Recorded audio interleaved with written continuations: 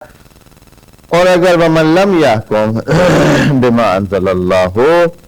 فاولئک هم الظالمون، یہاں یہ دوسرا جملہ ہے اس ٹائپ کا جو پچھلی آیت میں بھی ایک جملہ گزرا ہے، اب وہی جملہ مختلف نتیجے کے ساتھ یہاں اللہ تعالیٰ اب یہاں فرمایا کہ ومن لم یحکم بما انزل اللہ، اگر کوئی اللہ تعالیٰ کے حکم کے مطابق نہیں چلتا ہے، اب یہ ان کے لیے بھی ہے جو ومن تصدقہ کے لیے بھی ہے اور دوسروں کے لیے بھی ہے۔ یہاں زیادہ تر مفسرین نے اس کو صرف تصدقہ پر عطف کر کے یہ کیا ہے کہ اگر کوئی معاف نہیں کرتا ہے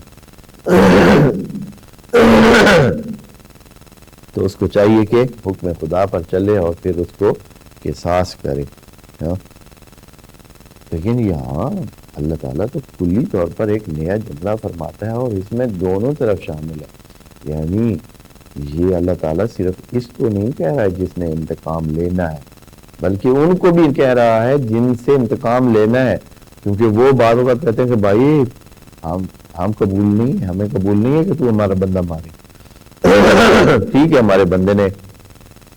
آپ کا بندہ مارا ہے، لیکن ہم یہ قبول نہیں کریں کہ ہم یہ نہیں ہونے دیں گے۔ تو اللہ تعالیٰ فرماتا ہے کہ نہیں، ومن لم یحکم، اگر کوئی اللہ تعالیٰ کے بتائے ہوئے قاعدے کے مطابق نہیں چلتا ہے تو فاولئک هم الظالمون، یہ لوگ ظالم ہیں۔ پھر یہاں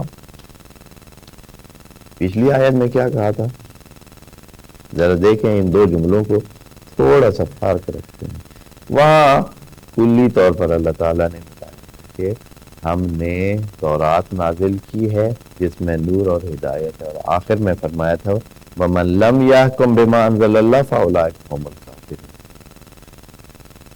جو نہیں حکم کرتے ہیں اللہ تعالیٰ کے قاعدے کے مطابق، حکم کے مطابق، اس کے مطابق نہیں چلتے، اپنی مرضی کرتے ہیں، تو یہ لوگ کافر۔ اس کا مطلب یہ ہے کہ اس میں وہ اعتقادی بات، ایمان کی بات ہو رہی تھی۔ اللہ تعالیٰ کی طرف سے کتاب آئی ہے، اللہ پر ایمان رکھے، کتاب پر ایمان رکھے، قیامت پر ایمان رکھے، اور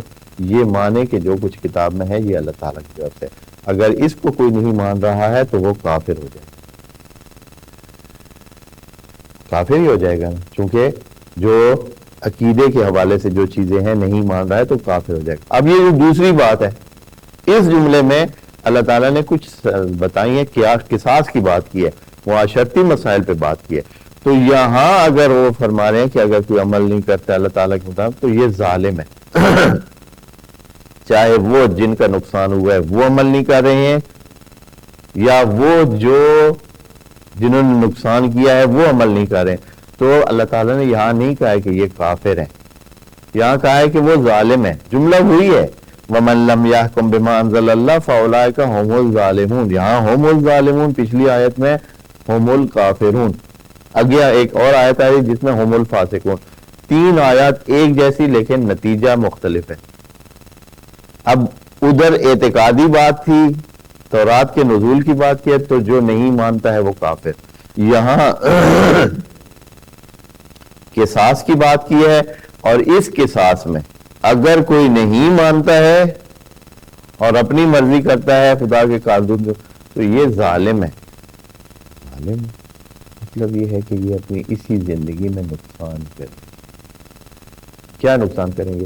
وہ بھائی جب قاتل کسی کا ہوتا ہے تو وہ نہیں، اس کا مطلب ہے زوراور کی چلی ہے، اس کا انہوں نے قاتل کر لیا ہے، قاتل ہونے نہیں دیا ہے اپنا بندہ، تو نتیجہ کیا نکلے گا؟ نتیجہ یہ نکلے گا کہ معاشرے میں اسی طرح فساد پھیلے گا، کل بھی کوئی اور بندہ بھی یہی سوچے گا کہ بس ٹھیک ہے جی قتل کر لیتے ہیں، نکل جائیں گے کسی نہ کسی طریقے سے، بچ جائیں گے، اس لیے کہ وہ بچ گیا تو ہم بھی بچ سکتے،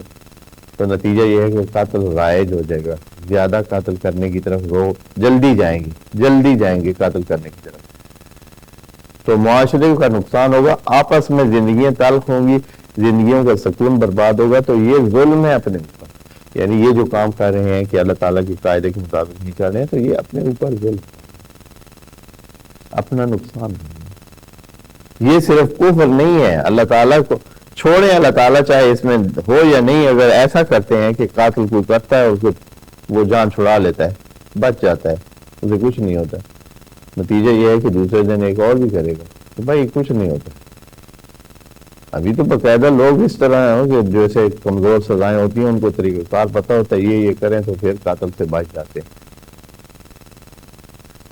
قاتل بھی کر لیتے ہیں اور بچ جاتے ہیں. تو نتیجہ یہ ہے کہ یہ ظلم ہے, یعنی اے انسانوں یہ آپ اپنے آپ پر ظلم کر رہے ہیں, اللہ تعالیٰ کی کسی اس کو نقصان نہیں پہنچا, یہ ظلم کر رہے ہیں. اور اس میں چاہے اللہ تعالیٰ سزا دے نہ دے, آپ اپنے اتنے جو اپنا سرکوب برباد کریں گے, اپنے معاشرے میں وہ جو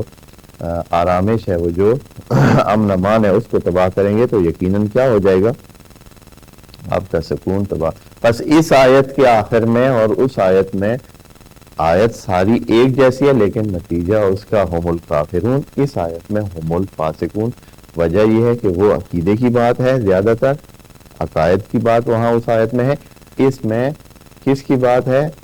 معاشرتی احکام ہے,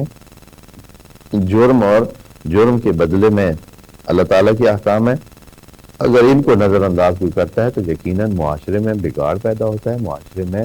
امن اور سکون ختم ہو جاتا ہے اور قتل و غارت کا بازار زیادہ چل پڑتا ہے. اس طرح